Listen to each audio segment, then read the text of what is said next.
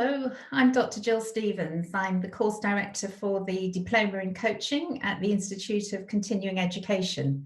I'm also an executive coach working in the areas of leadership and complex problem solving.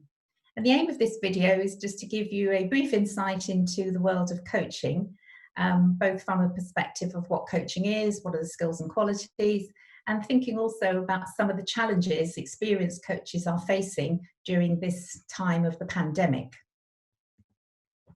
So let's think about, first of all, what is coaching? And there's been many people who have written on the subject of coaching. Some talk about it as being the way to facilitate performance, learning and development. Others have talked about releasing the potential to maximize a person's performance. And others talk about coaching being about developing a relationship that's positive, supportive, and is focused on bringing about some form of change and learning. So what are some of the skills and qualities that we need to develop to be an effective coach?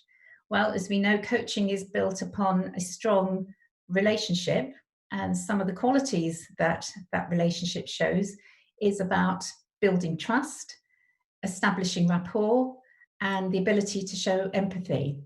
And what that does is it shows to the client that we are providing a safe environment for them to bring their issues to the coaching process and feel confident that they can discuss things with a person who really is listening to them and understanding their perspective. Some of the other things that coaches need to do is to be able to listen actively, which means to listen to what a person is saying and not saying, and also to ask insightful questions, those questions that a person would never think to ask themselves. And I think one of the gifts that a coach can provide to their client is the ability to encourage in them the desire to deepen their level of self-awareness.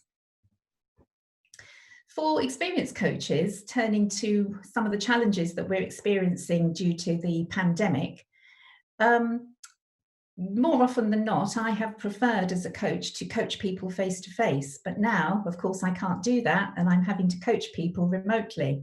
So some of the positives of that are that I can now coach somebody wherever they live in the world. So geography, location doesn't matter. Of course, time might, so we have to agree a mutually convenient date and time due to time zones, but I think that makes coaching more accessible to a wider range of people. Some of the downsides to coaching remotely, and one in particular, is an emerging phenomenon called Zoom fatigue. What this means is that now when I'm coaching someone remotely, I have to work harder at giving attention to processing cognitive and physical cues when I'm interacting with them remotely. And this is different to when I'm with someone face to face, because those cues I'm actually taking on board unconsciously, and perhaps I'm not so aware of them. Also, coaching remotely, I have to deal with distortions, and those distortions could be coming from the fact that the internet connectivity is not as good as it could be. The internet connection may drop partway through a coaching conversation, but also the distortion from the fact that I only have partial body language available to me because I only see somebody's head and shoulders.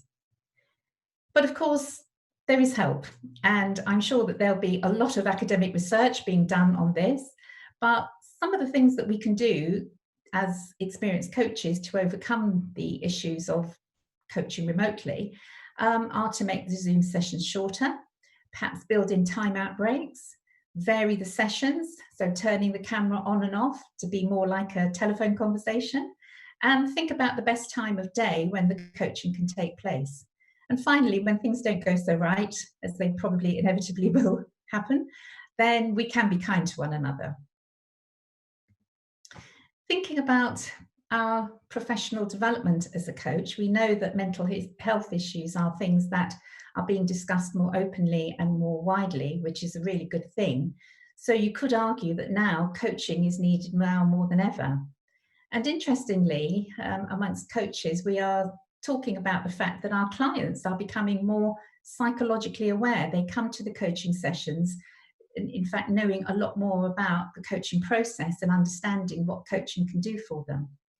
So, if coaching is to become more widely accessible due to the remote access, then as coaches, we really need to give more time and attention to our own professional development.